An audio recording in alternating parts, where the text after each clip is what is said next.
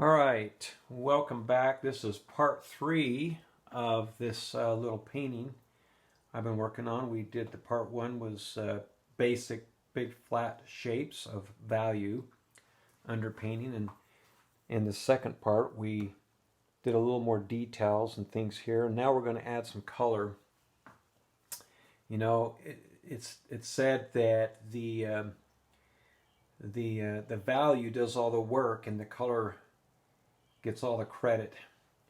This is to show how important the value is, to show the forms, and the value shows all the form, but yet that color gets all the attention.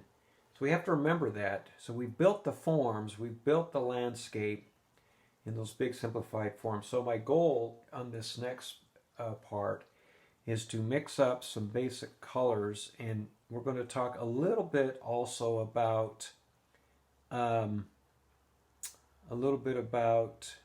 atmosphere perspective and some of the principles that John Carlson talks about in his book, Guide to Landscape Painting. Highly recommend. It's a remarkable book.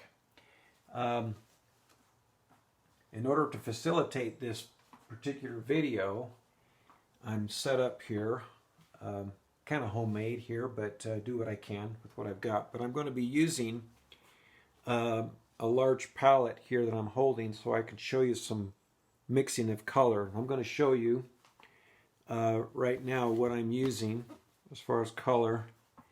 So I'm using what I would call a bit of a limited palette. So I have my titanium white, and then I basically have red, yellow, and blue. But my red, yellow, and blue is a warm and cool version of each color. So I have a yellow light, which I'd considered a cooler yellow, and then a yellow Cad Yellow medium, or just a Cad Yellow regular.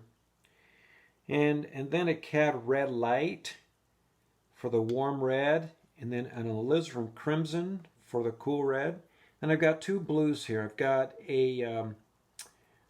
an ultramarine blue and a phthalo blue. Now there's a little debate which one's warmer or cooler. I would consider this ultramarine blue a little warmer in temperature, just because it has a little more red. It moves towards the red, and the phthalo blue moves towards the green. I would call this maybe the cooler color. Of course,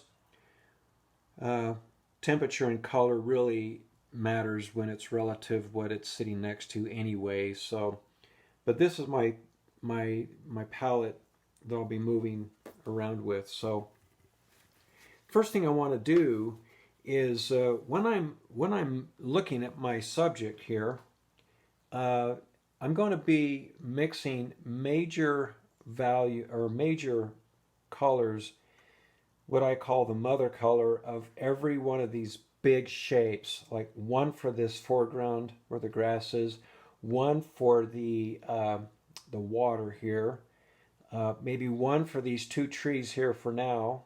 Well, and in a version of a darker version, you can see the shadow here. One for this pine tree. I'm showing more of it in mine, and then the mountain, of course. This middle ground.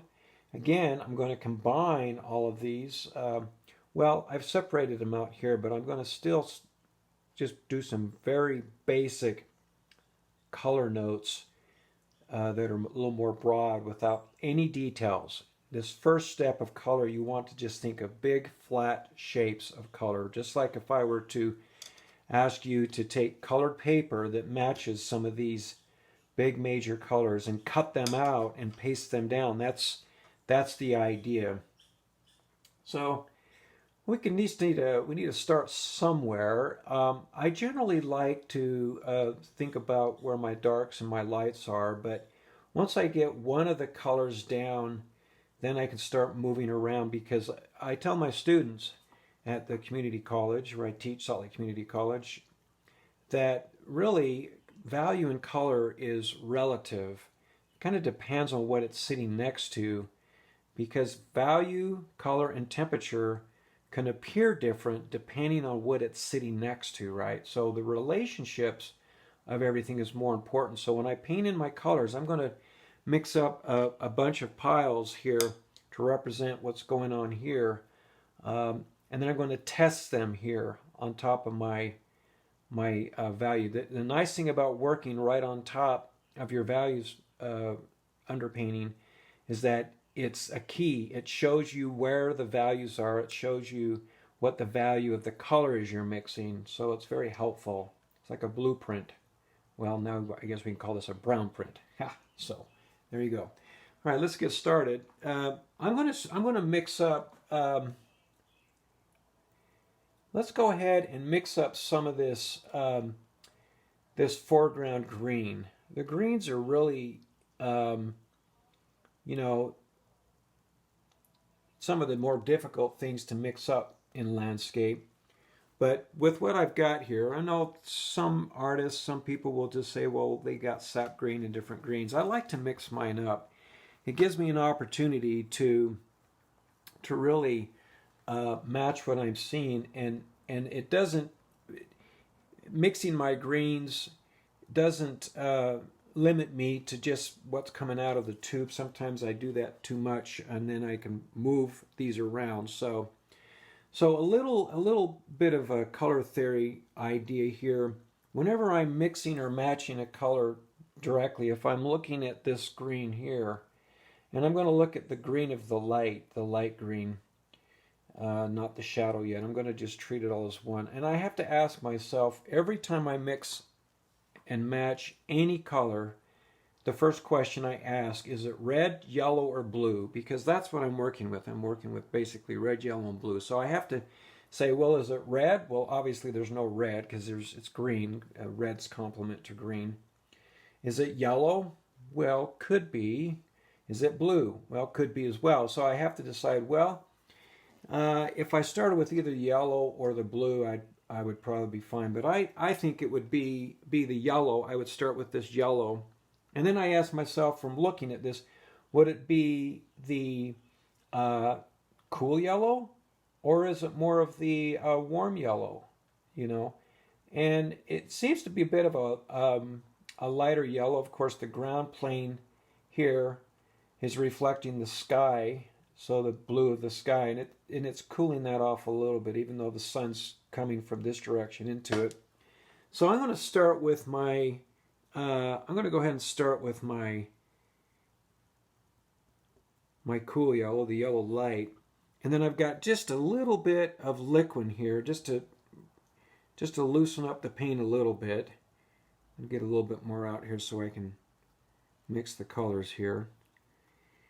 And then, of course, we know yellow and blue make green, but I'm just going to say, well, which blue? Would it be the phthalo blue, which would be a little bit more green anyway, or would it be the ultramarine blue, which would have more red? Well, I could try a little bit of both, I should suppose. I could mix up this. Let's just mix it all up here. Probably need to pull out a little bit more because I'm going to get more color going here. Just loosen it up just a little bit. Some artists like to loosen the paint up a little bit with the Gamsol, just because this is the first statement of color. I'll be going on top of this with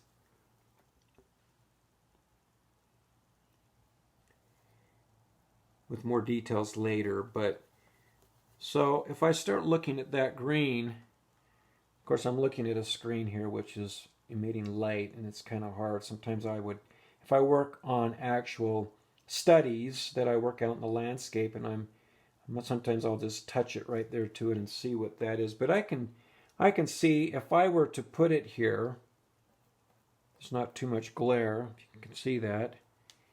It looks pretty good. I'm going to mix just a little bit more to get more paint out. And if it's close, the color's close. It's like horseshoes and grenades, right? Close counts. I haven't even mixed any white with it yet. The yellow light is so light that I might be okay. So I'm just testing it right now. And you know, what I tell my students is most of my work is down here on the palette. and very little work is up here. This is why we do this, to keep our paintings fresh. And I test things. Well, I don't really have anything to test this against at the moment, and I have to be aware of the fact that this green is surrounded by all this warm orangey burnt sienna. So it's going to appear different right now than when I start putting more colors next to it. But I have to have some place to start. I'm sort of, what I'd say, keying in my painting at the moment, right? So then I got that. Let's just keep that for now. And then I know that if I look back here in this reference here in the photo, this green here, this is the same lawn back there and same lawn back there. Since I've got the green out, let's go ahead and put some back here as well. Now what happens, right? What happens to our green? I'm going to get more of it out here. I always seem to not mix up enough when I'm doing these demos. I got to get more out. Just trying to match what I've got there already. Okay, so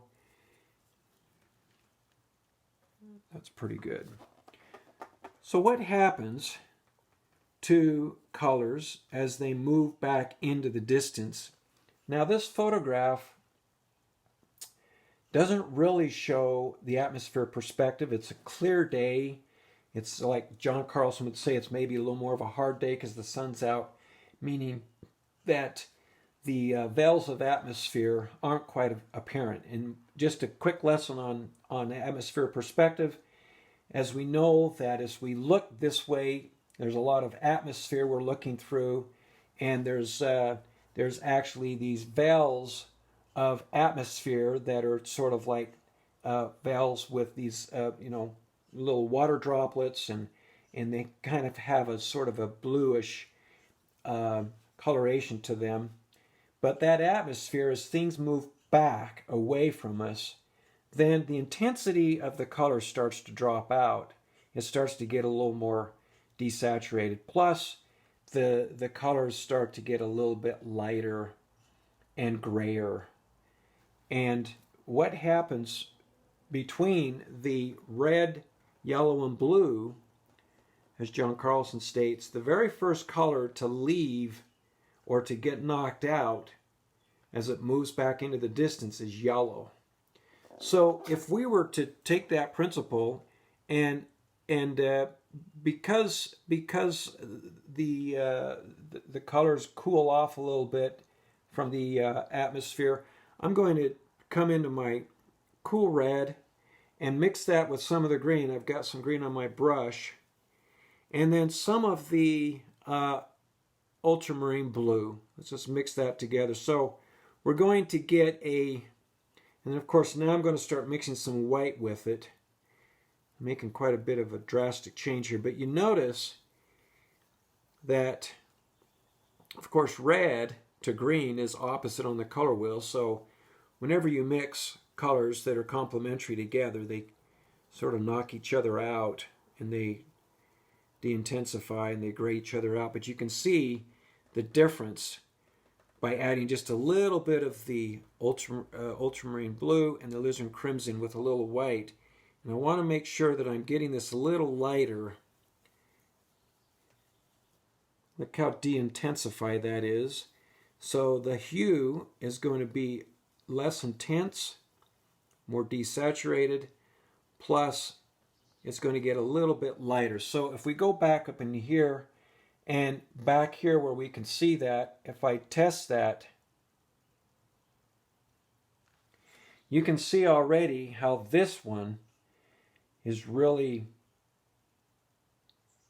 pushing back away from this. This one's really coming forward because of the intensity. So the principles we've applied here is that we've got, we've knocked this color down, de-intensified it, and lightened it so it grays off. It's still green. And so again, the photographs, I think, a lot of our camera phones, they don't really tell the honest truth what's going on out there. That's why it's so much better to be out in the landscape when we can. Of course, I'm working from a photo here, but because I've worked in the landscape enough, I understand that I'll see this a little bit more in the landscape.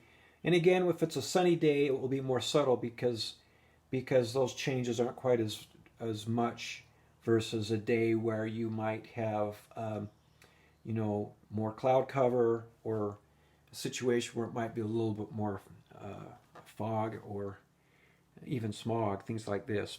So that's a nice step there. Let's keep that for now. And then up here, I'm going to step that back one more time. So see, I'm just stepping this back, and I want to paint that green back up into here. That's another 100 yards away from back here, back up in here. So if I were to take this color now and continue on, now what John Carlson says is that the second color to be eliminated from the primaries in the distance, in the atmosphere perspective as it goes back, is red. So if I were to do less red, let's just pull in some of the blue that has a little red in it, being the ultramarine, and then add that to the mixture here. And it's turning it a little bit more green because of the fact that it's just the blue. But if I add just a little bit more of the red to just gray down that green, because I don't want that green really intense. This is the problem that a lot of beginners have, where they just make those back colors so intense, and there's hardly any intensity out in the landscape. There's really no pure colors out there unless it's man-made or machine kinds of things. But now you notice as I'm moving back, do you see how these are cooling off? So this is lighter. The white will cool it off as well. I'm going to just cool it off a little bit to this side of the pile here. And you can see now how it's really...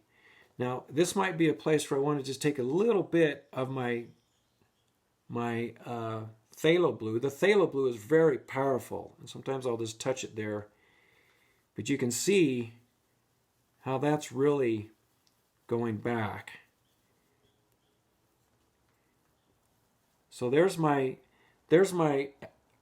atmosphere perspective right there on the palette, and that's what I do. So if I come up here and I test it up here, back between these trees, you see how that is now stepping back further than these two. And that creates a nice space back there. Matter of fact, now that I see it down there, I generally will see that I can see it's still a little too green on here. So that means I'm going to add just a tiny bit more of that crimson and grade out just a little bit more with a little bit of the white. Because every time I add that, I'm going to darken this back up, right? I don't want it darker, so that's why I got to pull back some of the white to keep it the same value where I had before. And I'm going to touch this here again. You can tell, I don't know if you can tell the difference between those, but if I were to come in with my camera a little bit more, and you can see the transition between those three now as they get back into the distance. Okay, so this is how I'm sort of testing things at the moment. The ground plane now includes the water. I need to get that water in there, and so I'm going to change brushes.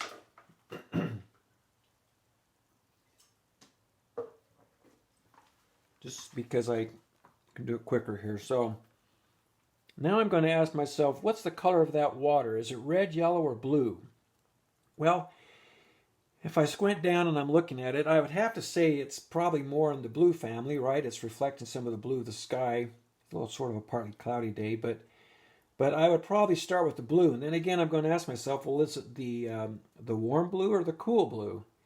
Again, I just have to, those two blues might be about the same. I'm probably going to end up using either of the both, but if I just start with one of the blues, probably be fine. I'm going to actually start with a little bit of the phthalo blue because I see a lot of the phthalo up into the sky.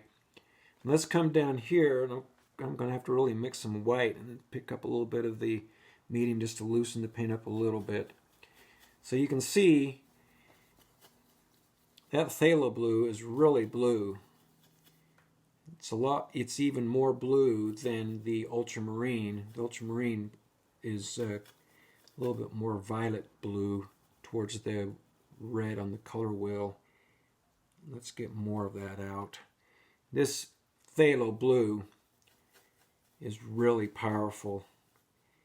You don't need very much at all. Sorry, I just moved that out of the camera. So we can tell if that's just straight blue and white, and I'll just test it up here. Well, that's just way too blue. I mean, it's not too far off, but it would be too blue and it wouldn't be natural, right? So what can I do? And the other thing too, because blue and orange are complementary, so that's going to appear more blue. So I have to think about that in my mind as I stick it down here and I'm keying that up. It's surrounded by all that orange, so I know that when I eliminate that background underpainting, that won't appear so blue. But actually, it doesn't look so bad. But I think that I want to knock that blue down. So how do I knock the blue down? Well, I can go back to the principle of complementary colors, and I'm saying what's something I can add to the blue to knock it back. Well, I know that blue is opposite the color wheel of orange. So even if I pulled in a little bit of this red, let's go ahead and do this one here. I'm going to pull in a little bit of this red, violet it. It's a little bit more violet. Just for fun, let's test it. Well, that's even more close. Even that violet color is kind of nice, but I tend to want just a tiny bit of maybe a little bit more of the yellow, just because. And I'm going to add a little bit more white just to get a little bit more what I need here. Can you see how that yellow I mixed to it even knocked it back just a little bit more from the blue? Let's test a little place over here. So that note right there is a little bit lighter and a little bit less blue. This one's a little too purpley. And again, the water has some variation to it. But for right now, I'm going to just think of this as one big shape. And I'm doing just a little band right through here to see how they relate to each other. Remember, I talked about relationships, more important. So if I feel like that's pretty close to what I want, and I'm looking back and forth in mixing those, that's pretty good. One way to the little trick that you can do is if you come in here with a little hole and you isolate the color. See, if I look at that through the hole and isolate it, and then I isolate what I'm matching over here, I might have a better chance of matching what I'm trying to see, or at least trying to get close to what I'm seeing, so I don't have everything influencing me around it. It's more of the true color that I'm actually seeing. So isolating it through a little hole is a good idea sometimes if you're not quite sure what to do with that color. I feel like that this last one here is close enough to get something in there. I think I just wanted a little bit more white, lighter, so I'm going to add just a little bit of the light color to it. Let's test it one more time. That feels pretty good. So I like that, so I'm going to put I'm thinking of the whole range there, so I can see what that looks like against that, and also what it looks like against that. So I'm going to create, and I'm going to do this with a mountain here too. So let's leave that for now. And now let's get back to this tree here for a minute. And that kind of looks blue, but I'm going to leave it for now. You can always adjust things. This is just the first statement. So these trees right here, if I were to mix up this tree color and these tree colors, we know that these are similar trees. These aren't. These are different, but I'm gonna do these as well. But this tree here is very dark. In that photograph's not really telling exactly how it is, because it's some of these cameras make the darks go to the black range, and it's just so dark. And I know that I don't want it that dark, but I'm going to go ahead and mix that color up because I'll use the same color to put atmosphere perspective to it with these back here for now. So let's mix up this tree color. And again, I asked, well, what's the color, red, yellow, or blue? Well, it's the dark green this time, so I know it's not going to be red I'm starting with. It's going to be probably the blue. This time I'm going to start with that ultramarine just because I know that, well, because I've done it before.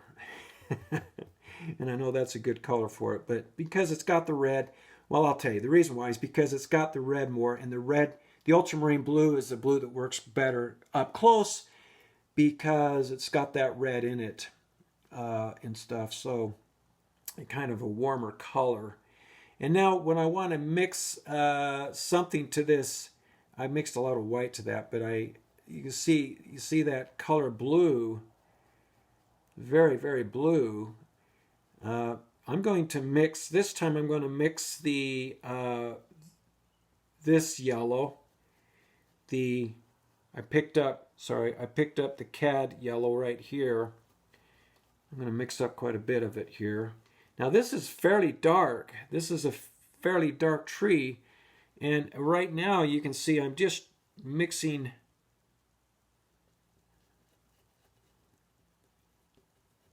I mean, if you had your tube of color, it would be more like a sap green.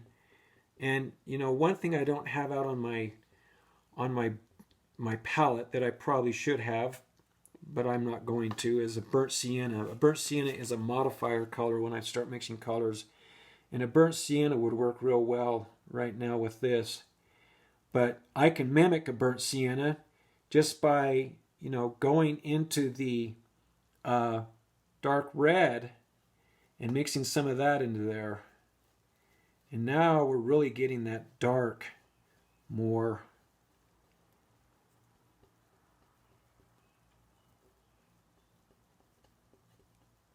Kind of a little bit of a darker gray green. I'm going to add a little bit more of the yellow. Will make it a little more green. Some reflection there. I'm just going to pull my brush stroke so you don't get so much reflection. Again, now I can't tell if it's correct by trying to judge it on the palette. I have so many students that are like, they'll spend like an hour, well, not that long, but a long time on the palette trying to mix that color to make it look like what they see up there. But the key is to get it close and then try it. You got to stick it up there, because then you can start to see how things are relating.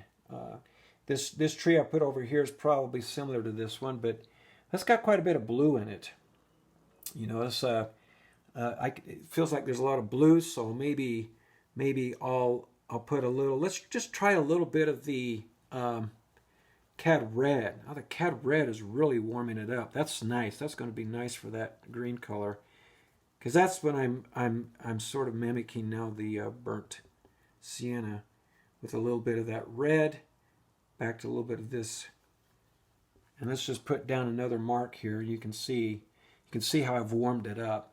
And that's not quite as dark as what I see in the photo. I don't want to paint it that dark because the photo's lying again, right? I know that. If I were out in the landscape, I wouldn't see that tree that dark, I can guarantee you. Now, because I spent so much time on the last video and did all these really nice little edges, I'm going to keep that, and I'm just going to, once I know what I think is a pretty good color, I'm going to scrub it in. Let's just go on top of that one. And just put a mark here for now, just to get me going. I'm not going to do the whole thing yet.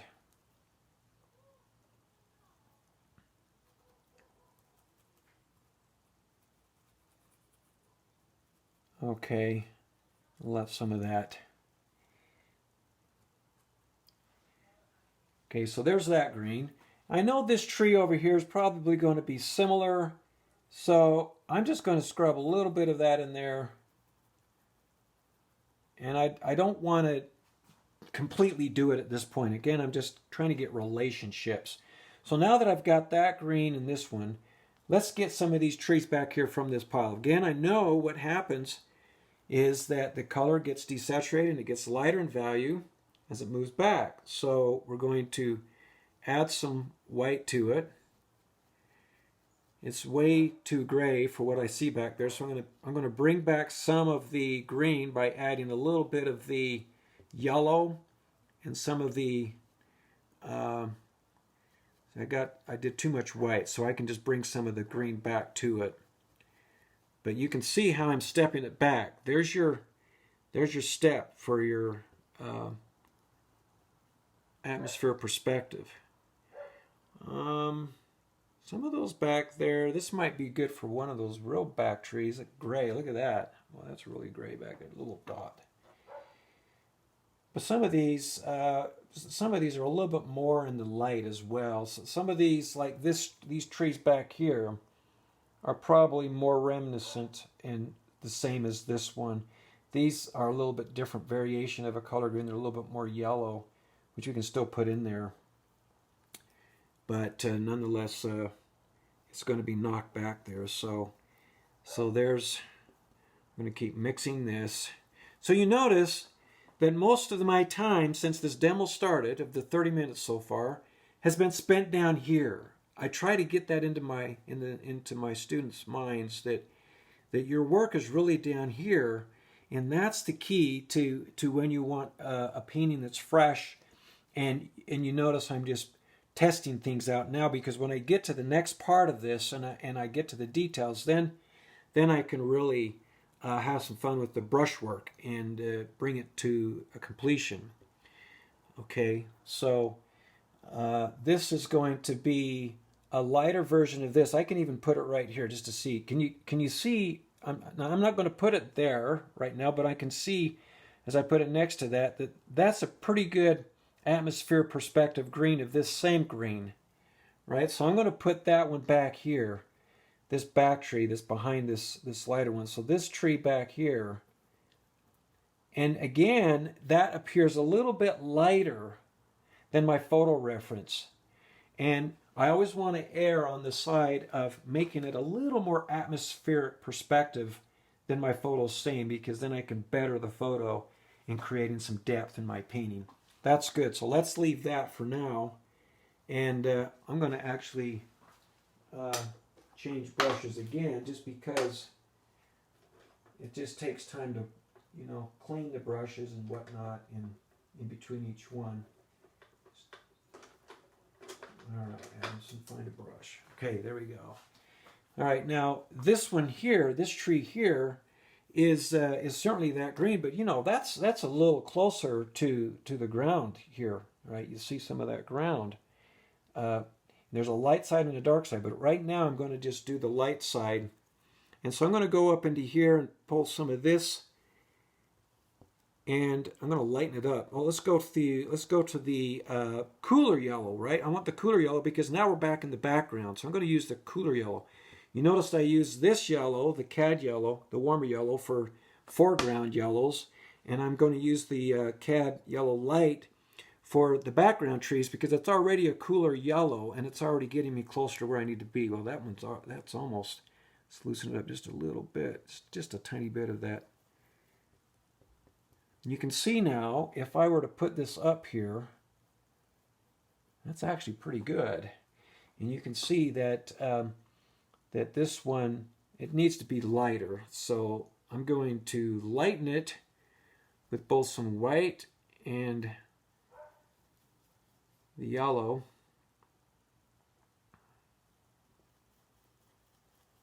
I want to get it too light. I'm thinking that back tree might be a little too light in my painting, but I'm going to test this here. That's better. That's better. You can see now. And as a matter of fact, if I were to paint, see, now this is where I want to paint the relationship right up against the other And I'll get the other brush with the darker one. You see right there, I see that relationship.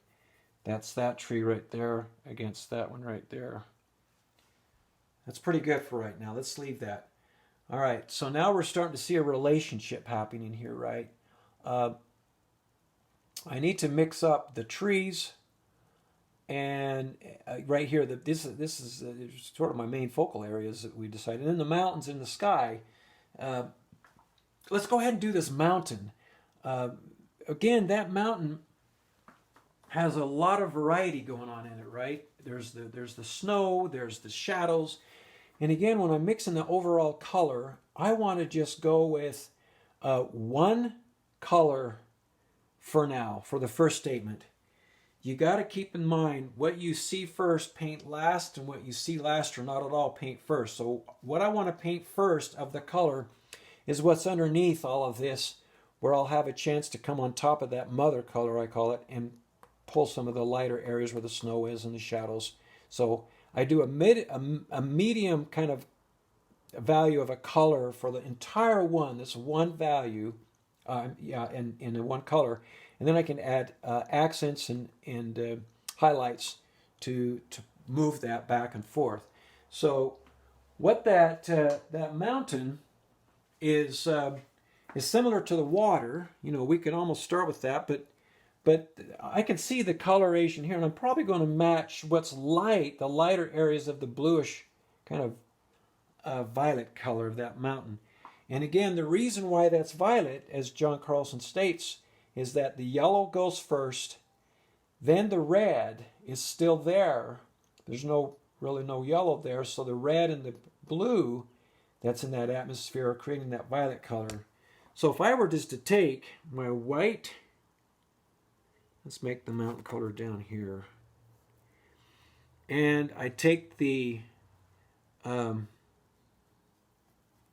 ultramarine, and I can see that's way too blue. I mean, if I were to stick that up there, you know, that's like, wow, then I see how that's coming forward. That's a good point to see that in the landscape. You're not seeing that. A lot of beginners will paint their mountain that way, but that really comes forward. It's too dark, too blue, right?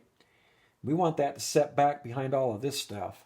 So if I were to go back to the cool red, because we're working in the distance, right? I'm going to use the cool red, and I'm just going to go straight for that lavender color. And I want to just show you, since this video is turning out to be a bit of a color theory, kind of a color demonstration as well, you can see, and I've got to add some more white paint, because remember, when I add that dark alizarin crimson, it darkens it, and I don't want things are lightening up as they get back there. But if I put this stroke right next to it, can you see how I've knocked back the blue? And that's getting pretty close to what I see back there. It's actually a pretty nice color. It's still a little bit too purpley. Actually, it's better to keep your colors a little bit more vibrant on your first statement of these big statements than less color, because it's easier to kill a color or to desaturate it than it is to bring the saturation back without creating mud. So I kind of like this color, but I'm going to knock the purple back just a tiny bit, again going into my cool yellow. Plus, the reason why I want to put yellow there, plus, guess what's on that mountain that's up here? It's all these same trees, probably the same, kind of the same shrubbery and same trees. There's a lot of green stuff on that mountain, but yet it's blue because of the atmosphere. So I'm going to lighten this up just a little bit more. You can see how I'm testing, and then I get to where I really, this is the slowest fast method. This, in the long run, it's faster. So there's my third, and see how that's even a little bit less of that harsh purple or blue, and it's a little lighter. And I'm gonna just lighten it just a little bit more, even still, just a little bit more, and then I'm gonna loosen it up just a little bit of the medium, not too much. You notice I'm not using very much medium, Just a little bit. And this is where I want to see the transition. You see the bump, bump. See, here's the ground, bump, bump, bump, bump. So what does that look like up against the blue? So I can take that color that I've got for that background tree on this brush. Let's pull it up there where the mountain is, or yeah, going up into the mountain here. Some of these background trees here like this. Put some of it in. I know it's pretty close, so. And then I can see what this looks like if I were to bump that right up next to it. And since I've lightened that tree up, I can see some contrast between those two, and I want that contrast a little bit more. So rather than darkening my tree, because I want that nice atmosphere perspective, I'm gonna, you see, that gave me some information by putting that down. A lot of times students will just say, okay, there it is, and then just cover the whole mountain without realizing that it maybe would have been better to, you know, change it or lighten it. So this is the faster way of testing things, because once I've tested everything, I'll just come back in and block it all in a really short amount of time. So just lightening it up a little bit more. I'm going to just a little bit more to get back that just a little bit more of that lavender color. Now something else happens to the mountain that John Carlson talks about that's very interesting. He talks about the, there it is, there's that. And I notice that so if I don't like a passage, this, I'm kind of coming in where I'm going to be painting this tree in here. And that's going to be important to get in there. I need to put that in there right away. But before I do, I like what's there for the tree now, because I think this underpainting is closer to the tree than anything else in the painting. So I use that as a substitute player for right now. That's why I'm leaving that for the end, because this is closer as an underpainting to that color than anything else. So I'm addressing what's not the same right now. All right, so we're starting to see some relationships going on here, but back to the mountain. What happens is, because the mountain has a tilt to it, as John Carlson says, you're going to be looking through more layers of atmosphere as you move up the mountain, right? So what does that mean? If you see, if my mountain is at an angle, and I'm looking at it at this angle, there's going to be more distance as I go up, right? Because it's moving away from me. So what happens to this purpley color as it goes up? It'll be more affected by a subtle shift in atmosphere perspective, so it will lighten. It will lighten a little bit more and gray a little bit more as it moves towards the top. Not because I'm seeing snow up here, not that. If this were no snow up there, and if it were just, of course there's some rock faces here, so that's different, but if it were just a mountain that had these ridges going up all the way to the top, you would see it if you were out there in the landscape. So I'm going to lighten, I want to lighten what I've got more light than there, and move it up. Again, remember, just painting this all flat in for now. I think if I paint this way strokes, you don't get, you're getting some, let's see what it looks like in the camera. Yeah, you're getting the glare if I paint the strokes this way. So if I paint it like this, the overhead light. So I'm going to right to the top of the mountain. And so this is a key, a good key about mountains, because what it's doing is it's making that mountain, even though I'm treating it as a flat shape, it's gonna feel like it's tilting away from me, because this blue up here is lighter and grayer than down here, right? You see how it goes up, and so even without all the details, you're going to have a feeling and sense that mountain's going back, right? Okay, so now we can start to see how all these things are relating. See how important that is to see that relationship. See, at this point, you know, a lot of people would say, well, let's get everything knocked in. But now I can sit and look at these relationships, and if they're not exactly like I want, all I need to do is adjust the small areas here. I don't have to redo the whole thing, right? I can adjust these little areas. For example, if I'm thinking that back tree back here, if I wanted that just to be a little bit darker, there's that tree color right there, and if I just mix a little bit of that dark in there, what would happen if I just darken that? Just, yeah, you see that subtle. You can really see now how that plays against the back of the mountain very nicely. Okay, so I know it seems like a lot of work for a little bit of painting, but this is where the slow is fast comes into play. This is the less is more, slow is fast. And over the long run, I have students will be like, well, I want to get faster and I want to get better and I want to do it faster. This is the way. This is the way, because you're doing it correct at first, and then you're building on it. And once you do this long enough, like learning how to drive a car and then just doing it second nature, this will, I'll have to do another video without me talking so much and to just do it, and I'll show you. But now the last thing I want to do before this break, I'm going to take a break here in a minute. I want to now mix up the colors I see here on this tree.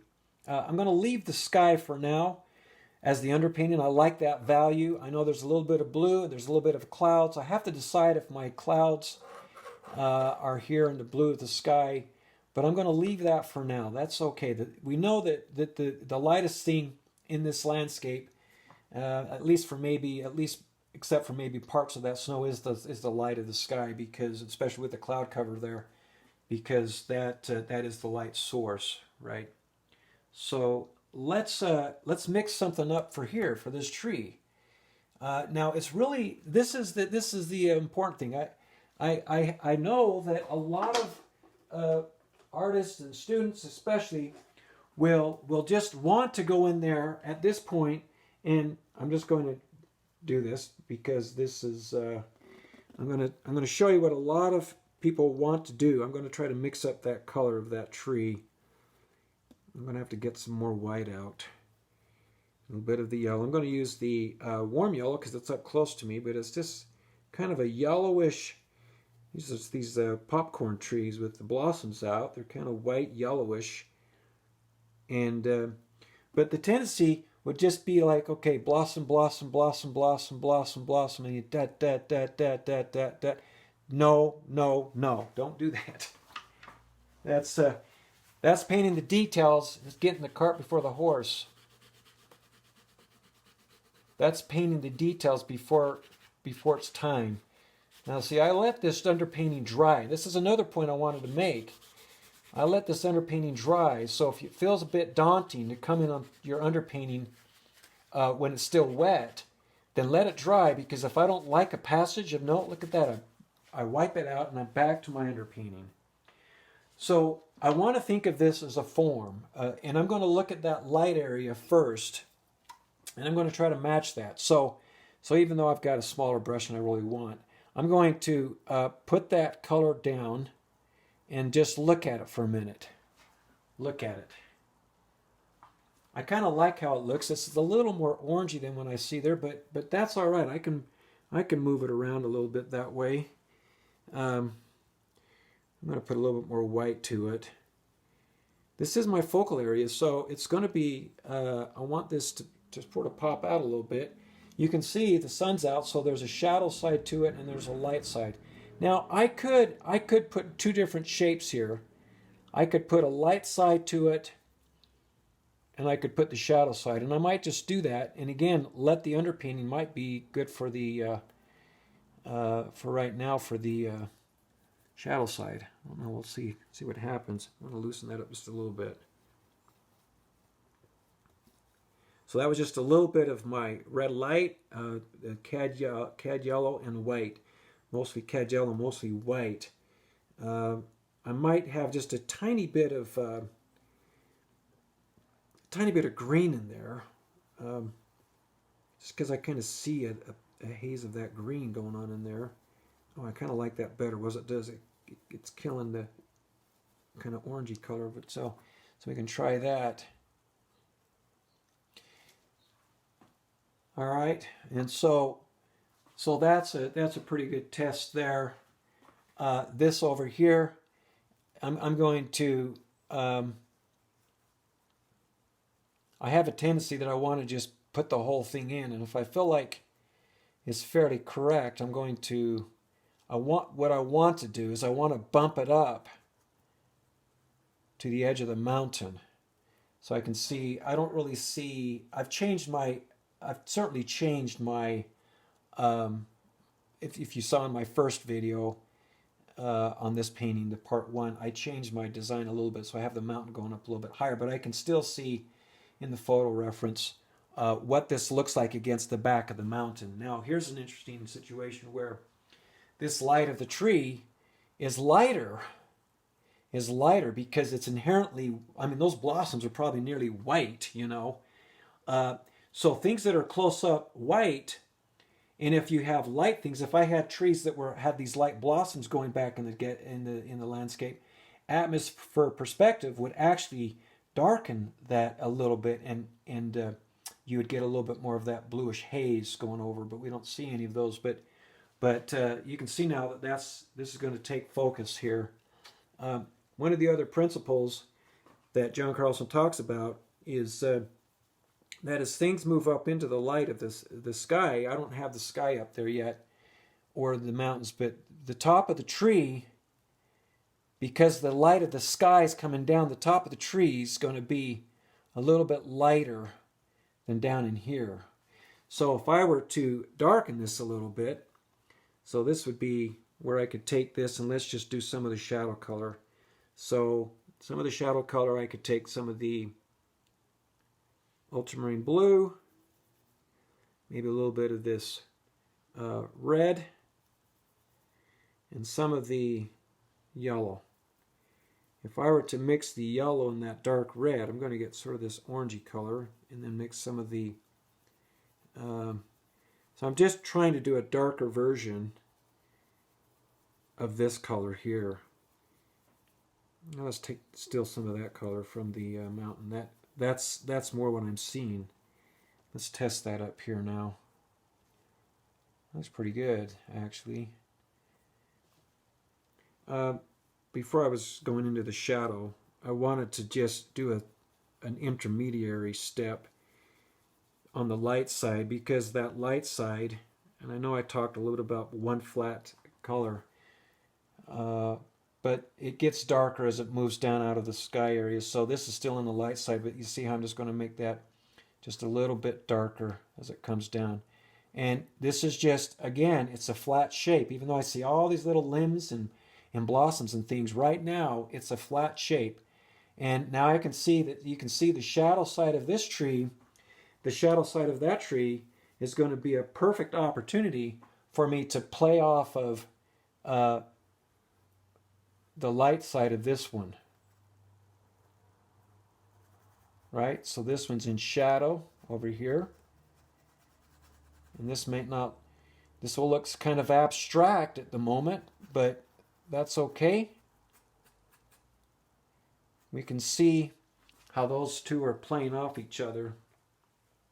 And I could even pull some of that so it's overlapping a little bit more. This is the what I see last, or not at all, and I'm painting first. What's underneath all those blossoms, the major shapes of color and value. And I'm refreshing my brush every time because I want to push this up into the mountain. I don't want to mix it in the mountain too much, and just to see what that looks like. This is interesting because I'm starting to see the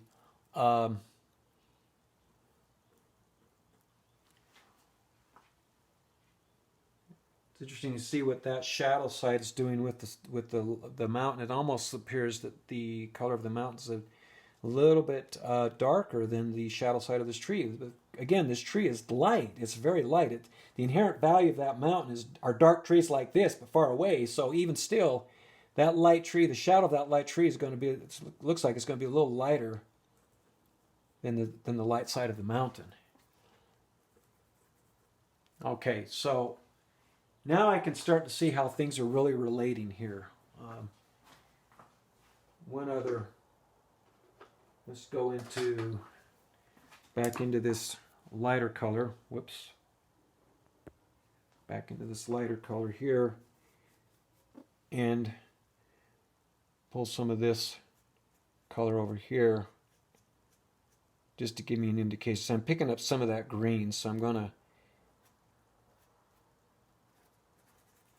this is the lighter side of that tree because of the light. I'm just going to keep that for now. I can come back and readjust things. I don't want the light side of this tree to compete with this one. I don't want to be like bam bam, you know, like a little ping pong match here.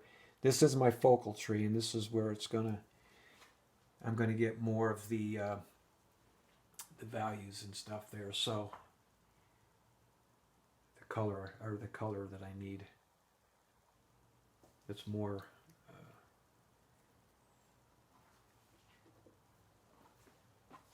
intense.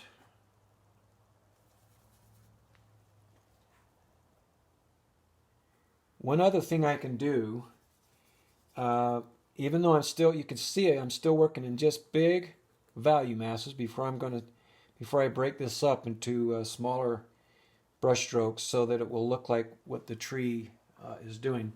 If I were to, I may not see it exactly in here, but if I were to take a mixture of the light side and the dark side, like right in between the two of them,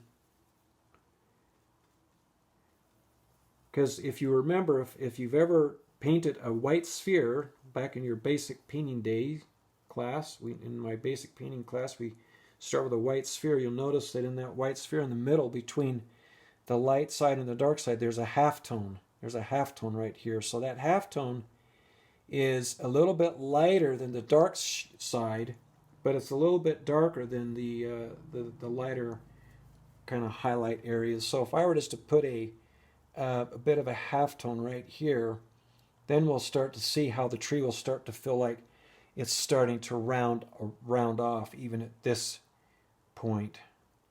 And that's a little more of a detail than I normally probably wouldn't do, but you can see how there's like these planes to the tree. And that's what's important, to do this before you get to all the little detail stuff that you see here. All the little detail stuff won't matter any at all unless you have some kind of form to put on it. So that'll be the next lesson.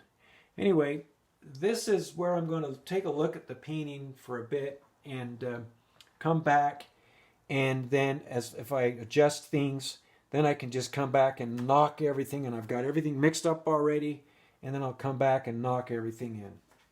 So see you in a few.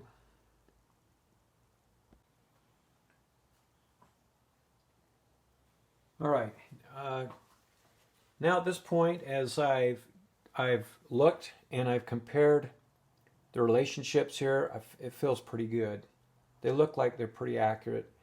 So this is the fun part here where I just fill in. I just like block in everything now. So I've got the paint all mixed up here. So if I've got this,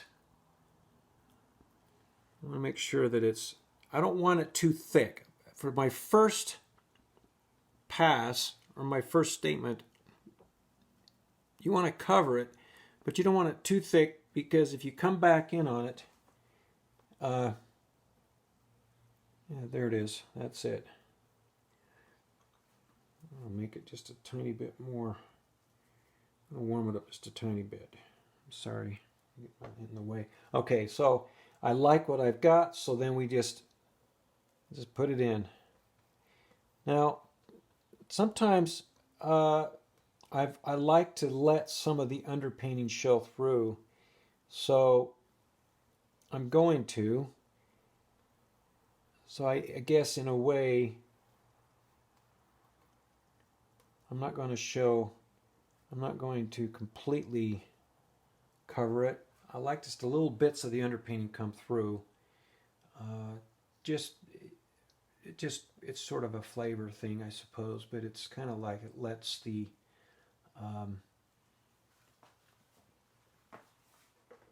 gives the painting a sense of unity. And some of that watercolor, now I come in and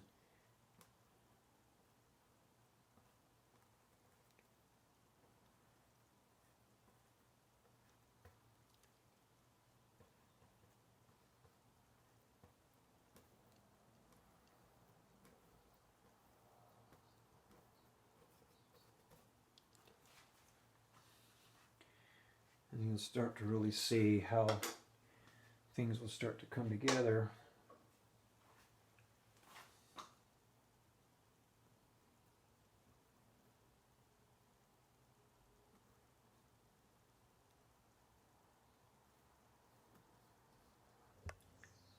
Okay.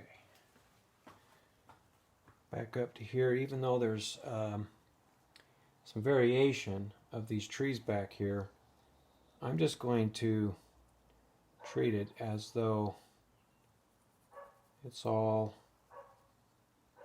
the same for now, except for these two trees here. I didn't really do the color of this one. I can shape them a little bit more.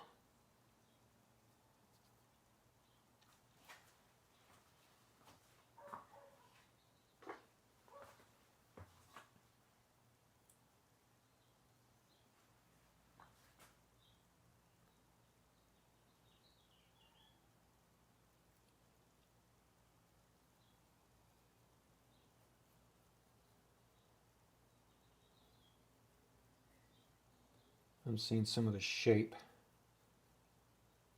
of that tree back there.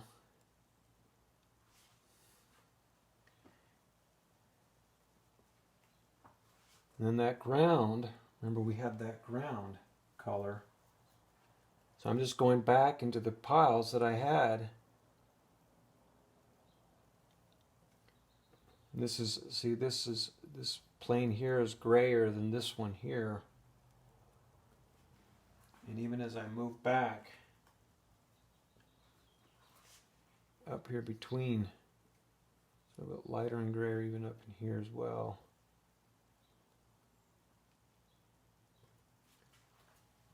And we get back to the mountain color.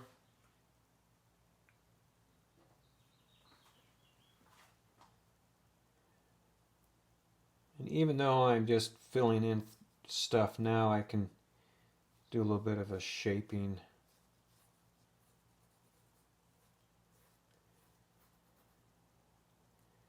Especially on these trees here will be more my focus.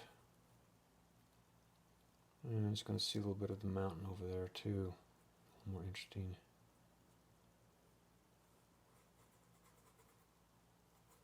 So this, you can see how this just goes really fast. Because now that I have the correct color, I'm going to scrub these colors in. And again, going back to John Carlson's idea of that mountain getting lighter and more gray as it goes up near the top.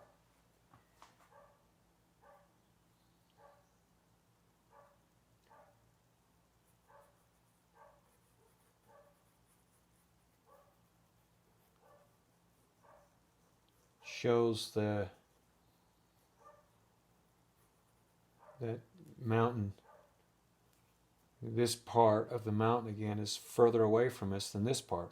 The foot of the mountain's closer to us, so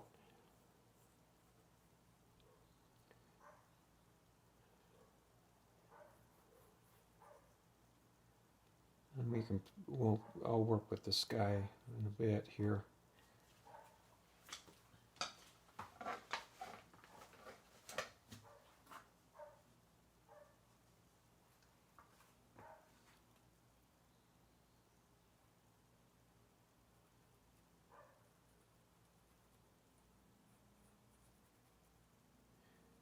The idea of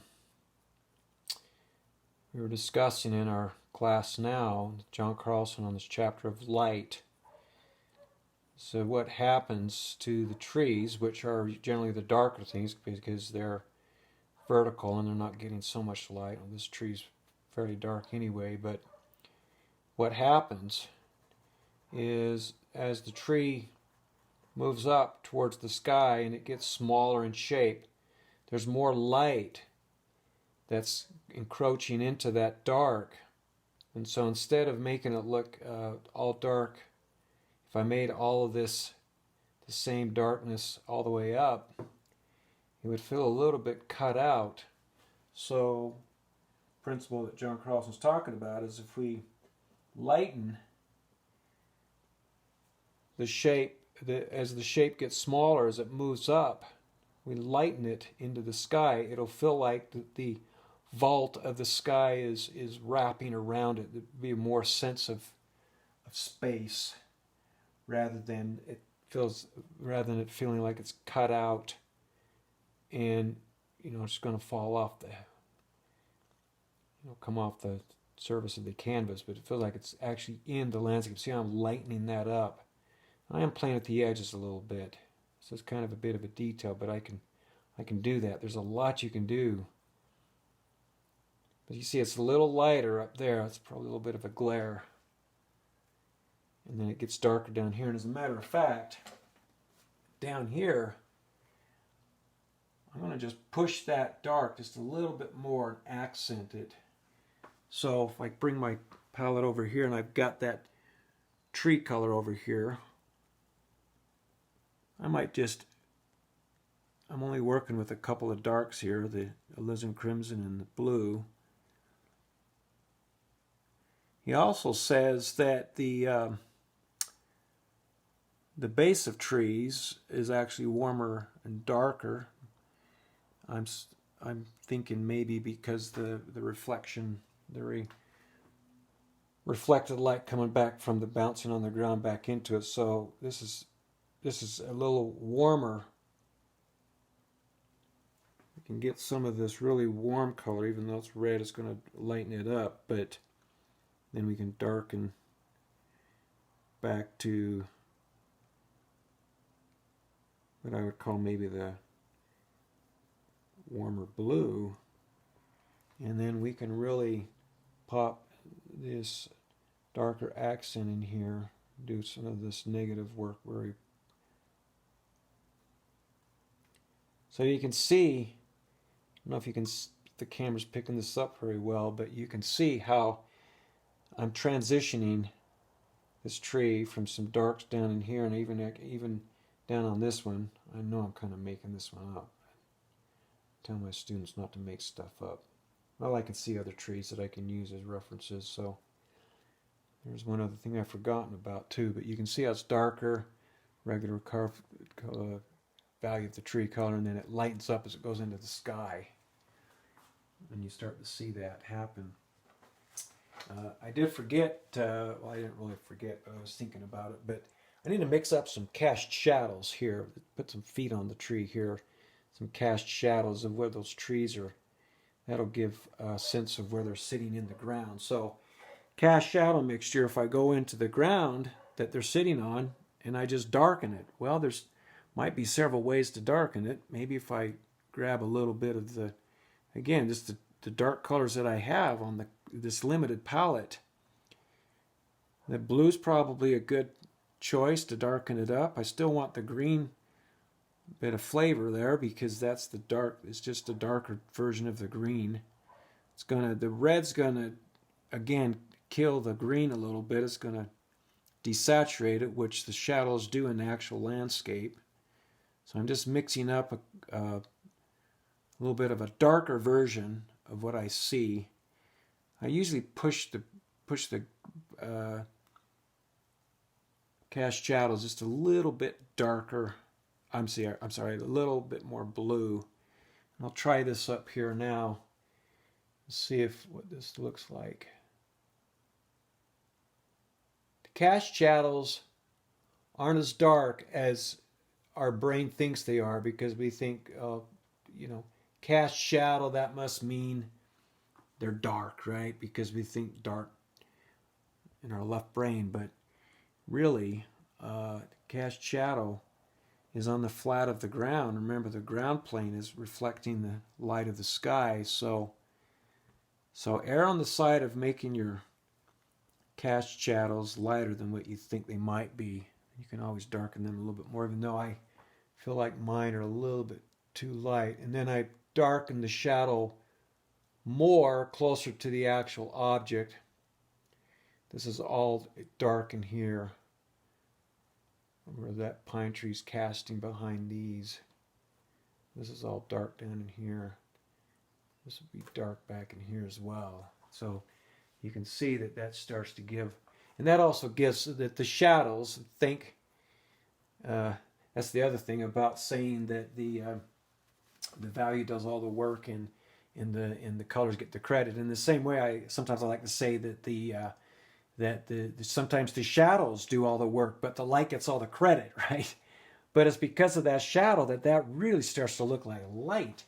Let me just pop that just a little bit darker. I'm sorry, I'm just picking that up real quick. And just a little bit darker right here. There we go. Just so you can see. It's going to be a little darker down there as well. And then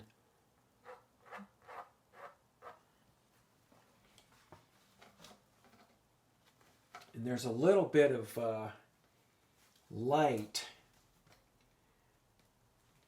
Just picking up some of this light color here behind it.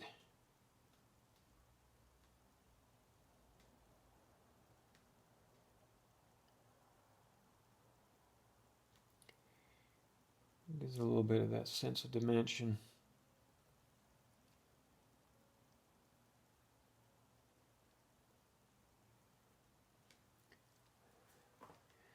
Sometimes I'll even bring up the light a little bit right along that shadow, just like I did when I was doing the. This is a bit of a variation I'm just doing now because I've got the green. I may as well, but you see I just pop that light out a little bit. Really gives a sense of that light striking on the ground there. So that's pretty much the main block in. And then on the next session from there, what we'll do is we'll go in and do some more detail work on top of this, on these statements here. This is fairly dark right here. I'm just going to lighten this up here where it would go up into that, be a little bit more natural feeling. Sometimes you can scratch the back end. So you see I've left some of the underpainting. I may decide to go in and fill that all up, but I might just leave it. Sometimes I like that. There is a bit of a variation I want to show right here. I haven't gotten the, so I've let the underpainting be the substitute player for the trunks of the trees and stuff here. For now, they're kind of brown, but one thing I've noticed is there's a bit of this light on the water right here.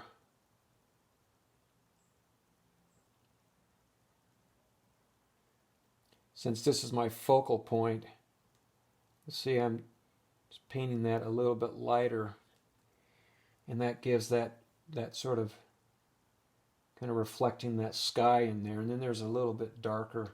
Some of this is in it's the wind's moving it, so that's what creates the sort of the lighter areas, those waves. But and then what I might do is take some of the, come up here and those trees, those trunks of those trees is just a really dark gray.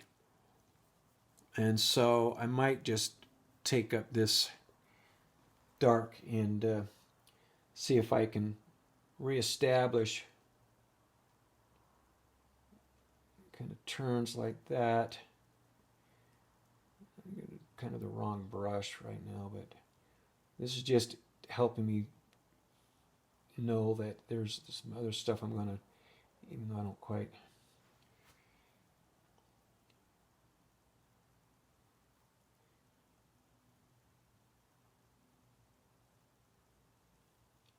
Use it a little bit here.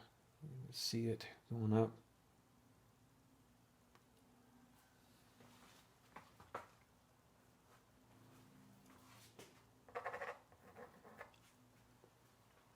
So that's it. That's the main block in. Oh, one other thing before I... the cast shadows back here on the tree. A nice idea about the cast shadows back here.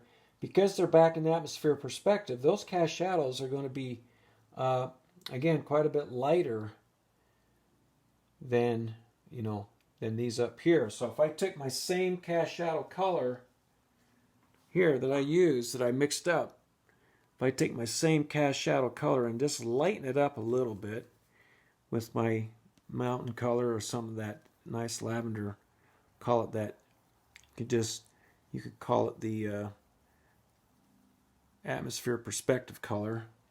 Then I'll come up here, put that dark in. It's not quite as dark as I test that, and it's not quite as dark as I need it, and it's still going to be lighter than the front shadows. There we go. So you can see just a little bit of that, but again, the focus here is up here. It's not back here. So, back to that thing that David LaFell says, every time you touch your brush to the canvas, you're saying one of two things: look here, don't look here. And a lot of times I'll have my students will just kind of like look here, look here, look here, look here, look here, and then everything is nothing, right? Everything's nothing. We want to focus in on where we're going to want the eye to go.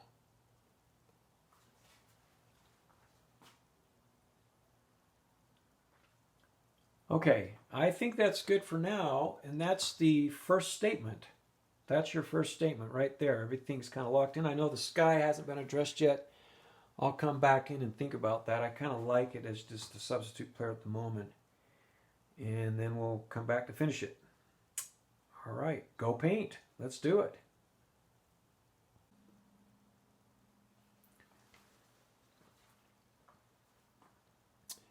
One other thing that I wanted to address before I stop this block-in stage is right here. You can see where the water is a little darker because the water is a little more still right here where the waves aren't. The lighter part of the water is where the waves are sort of moving, the wind's blowing it. But this is where the water's still, so it's actually reflecting some of those trees. And I wanted to put that in a little bit and just see what that does, because it will actually make the light of the grass back there come out a little bit, just to give it a little bit of an edge here. So this may or may not work. Let's just see what happens.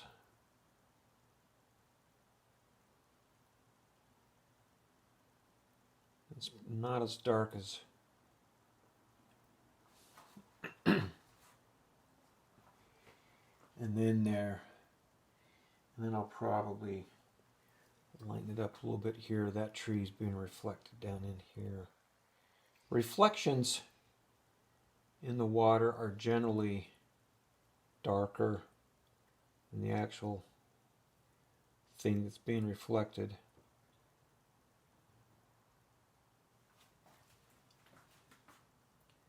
I think I like that. It gives a little more sense of the fact that that is water.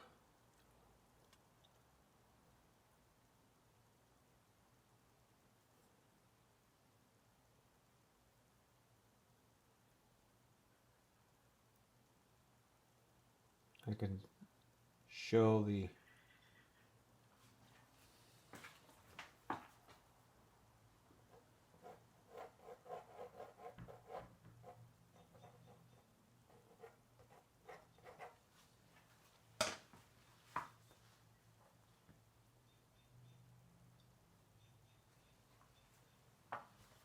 I think that was a good little addition.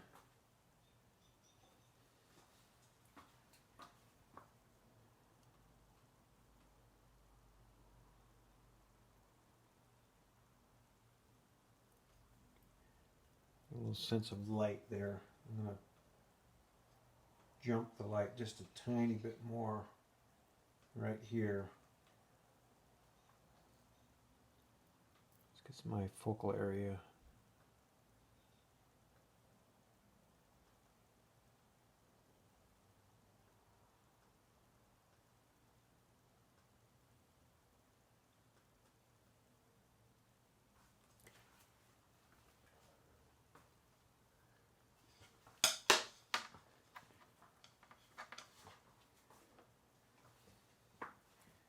And I was going to show just a couple of ideas where you can come back in and cut into the tree even at this stage.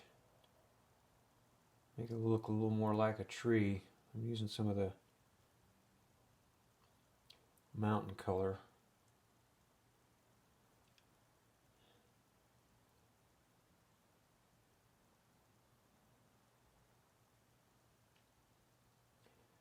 Let me see the little, we'd call them sky holes, but now we're going to call them mountain holes because it's the mountains behind the tree. So you can shape some of those things a little bit. These are little details that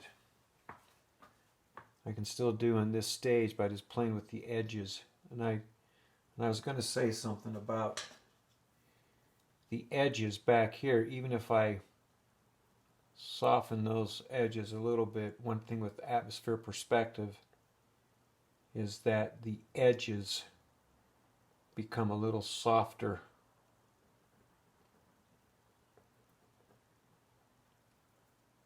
Further back you get, it makes this feel more like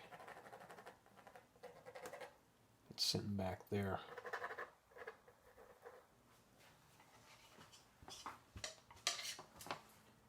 I just wanted to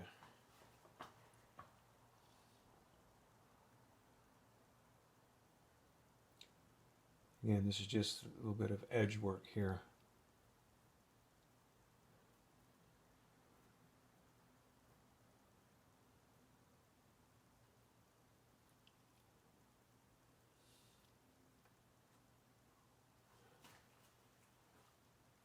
And then we'll come back in and do some more work